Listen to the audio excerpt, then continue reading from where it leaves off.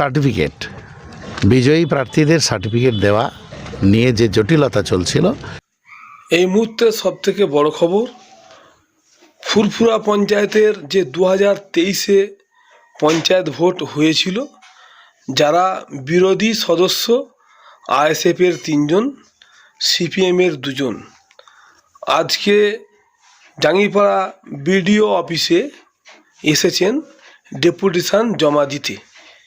যারা বিজয়ী সদস্য তাদের সার্টিফিকেট দেওয়া হয়নি, সেই উদ্দেশ্যে আজকে এসেছেন জাঙ্গিপাড়া বিডিও অফিসে। বিডিও সাহেব 5 জন সদস্যর কর্মীদেরকে বলেছেন যে উনি আস্থা দিয়েছেন যে সার্টিফিকেট দেওয়ার পক্ষে। এখন একাধিক কেস চলছে পঞ্চায়েতের সঙ্গে, সেই কারণে উনি বলেছেন যে এই যে কেসটা যখন নিষ্পত্তি হবে তখন তার সার্টিফিকেট দেবেন। আপনারা ভিডিওটি শেষ পর্যন্ত দেখুন, বেশি বেশি আপনার মূল্যবান মতামত কমেন্ট বক্সে জানান। কী বললেন আইএসএফ ও সিপিএমের কর্মী তা আপনাদের শোনাবো। जिंदाबाद जिंदाबाद आईएसएफ जिंदाबाद जिंदाबाद जिंदाबाद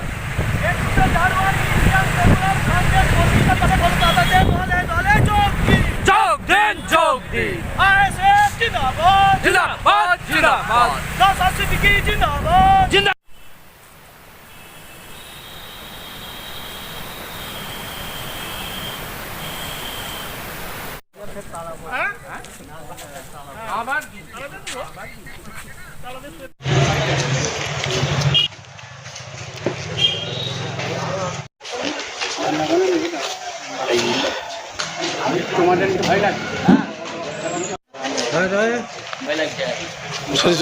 সামনে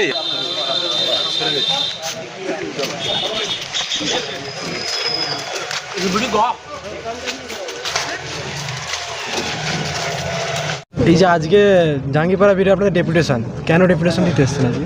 মূলত ফুরফুরা পঞ্চায়েতে যারা বিরোধী সদস্য, সেখানে আইএসএফের 3 জন আছে এবং সিপিআইএমের 2 জন আছে। তারাও আজকে এসেছেন। আইএসএফের এই ডেপুটেশনে মোট 5 জনই এসেছে।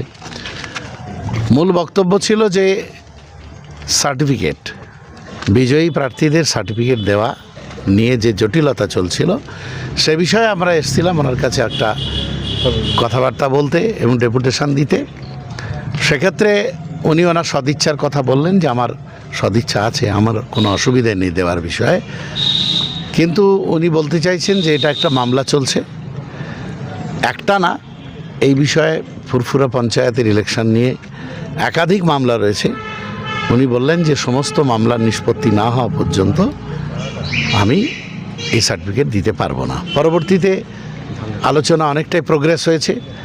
আলোচনা প্রোগ্রেস হওয়ার পরে উনি আমাদের কথা দিয়েছেন যে শুধু সার্টিফিকেট প্রশ্নে যে মামলাটা আছে, সার্টিফিকেট দেওয়া প্রশ্নে যে মামলাটা আছে, সেই মামলাটার একটা অলরেডি মেনশন হয়ে গেছে, মামলাটা মেনশন হয়ে গেছে। ওনার কাছেও কোর্ট জানতে চেয়েছিল, উনি সার্টিফিকেট দেওয়ারই পক্ষে। তো উনি বলছেন যে এই মামলার রায়টা করিয়ে আনুন, কোর্ট অর্ডার করলেই আমি সঙ্গে সঙ্গে আপনাদের দিয়ে দেবো, একটুও বিলম্ব করব না। কিন্তু যেহেতু কোর্ট আমার কাছে মানে এই মামলাটা নিয়ে কোর্ট আমার কাছে জানতে চেয়েছিল, আমি কোর্টের কাছে জানিয়েছি ওনার বক্তব্য যে আপনি যা অর্ডার করবেন আমি তাই মানব। এখন যেহেতু এটা সাবজুডিস রয়েছে, অতএব আমি আপনাদের সঙ্গে এই জায়গায় বসে অ্যাডজাস্ট করতে পারবো না, কারণ এটা কোর্টে চলে গেছে। তাহলে অ্যাডজাস্টমেন্ট যা হবে কোর্টে হবে। অ্যাডজাস্টমেন্টেরও বিষয় নয়, বিষয় হচ্ছে কোর্ট আমাকে বলে দিক, দিয়ে দিতে আমি সঙ্গে সঙ্গে দিয়ে দেবো, আমার কোনো অসুবিধা নেই। ভোট তো হয়েছে 2 বছর হয়ে গেল, 2 বছর হতে চলেছে, তো এতদিন আটকানোর কারণ কি? দেখুন, এটা তাহলে ইতিহাস বলতে হবে, অত ইতিহাসের মধ্যে আমি যেতে চাইছি না। জাঙ্গিপাড়ার ভোট, এই ফুরফুরা পঞ্চায়েতের ভোটটা আসলে ভোটই হয়নি, ভোট লুট হয়েছে। তার ফলে একাধিক মামলা হতে বাধ্য হয়েছে। এই ভোট লুটের বিরুদ্ধে একাধিক মামলা হয়েছে, সেই জন্য এই মামলা নিয়ে একটা জটিলতা তৈরি হয়।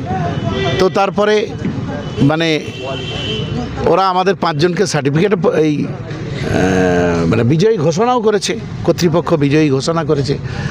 আর তারপরে সার্টিফিকেট পাওয়া নিয়েও যেহেতু মামলা হয়েছে, সেই জন্য এই মুহূর্তে ওনার বক্তব্য হচ্ছে সেই মামলার যে রায় সেটা আমার হাতে আসুক, আমি আপনাদের সার্টিফিকেট দিয়ে দেবো।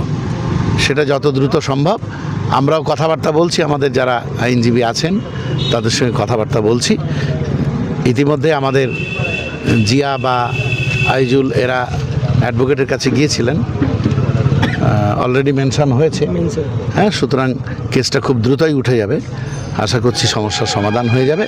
উনিও খুব আগ্রহী, কারণ উনিও আমাদের সঙ্গে একমত হলেন। এটা খুব স্বাভাবিক যে বিরোধীরা অনুপস্থিত থাকলে সেখানে বিরোধীদের পক্ষে যে সমস্ত কাজকর্ম সেগুলো যেহেতু অসুবিধা হয়ে যাচ্ছে, সুতরাং সেক্ষেত্রে তো আমার ব্লকেরই একটা সমস্যা।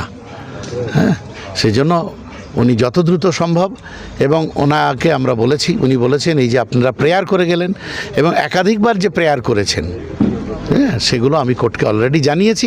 আজকের প্রেয়ারও আমি কোর্টকে পাঠিয়ে দেবো।